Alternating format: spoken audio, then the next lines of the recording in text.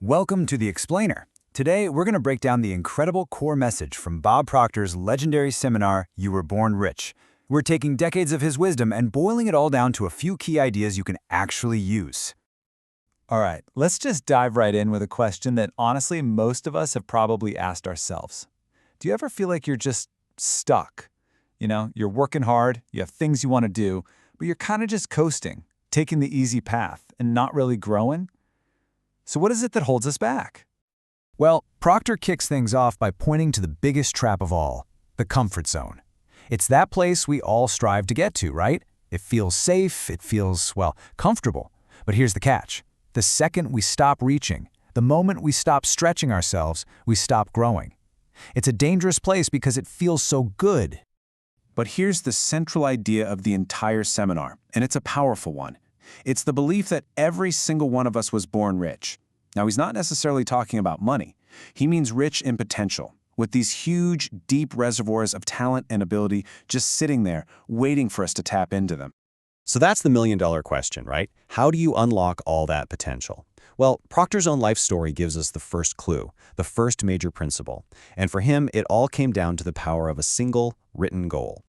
See, at 26 years old, Bob Proctor's life was the absolute opposite of rich. He was unhappy, he wasn't healthy, and he was making just $4,000 a year while being $6,000 in debt. He said he was constantly broke, always trying to borrow a couple of bucks just to put gas in his car.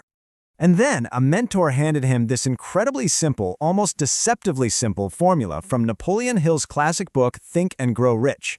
And this became his blueprint. It's pretty straightforward. Figure out exactly what you want. Write it down on a card, carry that card with you everywhere, and read it as often as you possibly can. He wrote that he wanted $25,000. He said he didn't believe it for a second, but you know what? He did it anyway. And the result? It's just staggering.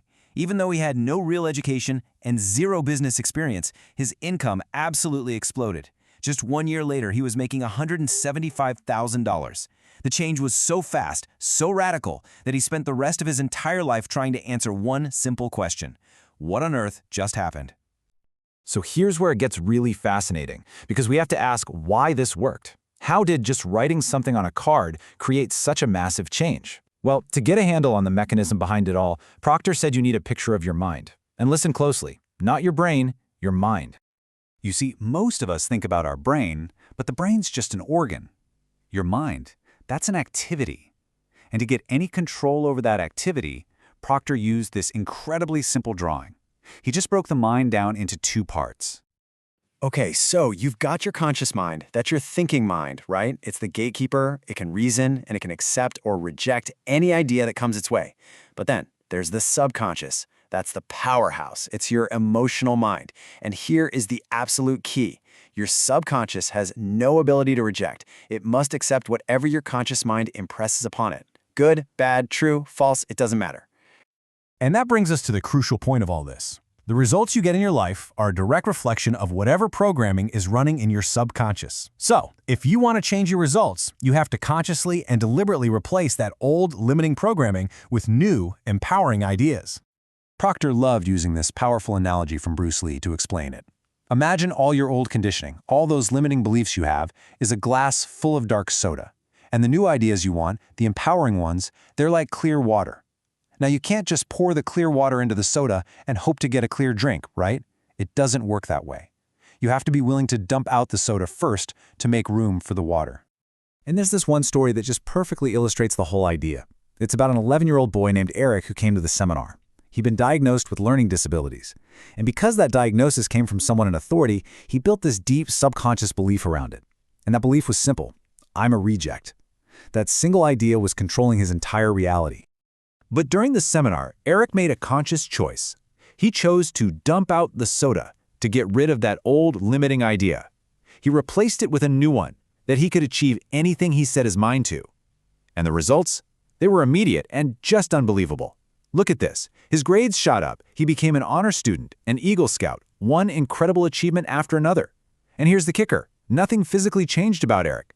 The only thing that changed was the idea that was in control of his actions. Okay, so all of this theory, all these stories, they build to one final crucial takeaway. Because understanding this stuff is one thing, but actually applying it, well, That's everything, isn't it? Proctor would constantly repeat this quote from Ralph Waldo Emerson. See, most of us have it backwards. We wait until we feel motivated. We wait until we feel inspired, and then we act. But the law of the universe works the other way around. Action creates the energy. Action creates the momentum. You have to do the thing first, and then and only then will you get the energy to keep doing it. And so, the whole seminar really leaves us with this one final, powerful question. It's a call to action. It's urging every single one of us not to let our potential, our unique gifts, just go to waste. Proctor used to say that the saddest thing in the world isn't someone dying, but someone dying with their dream, their music, still locked inside of them. So the final question for you is, what music will you refuse to let die inside you?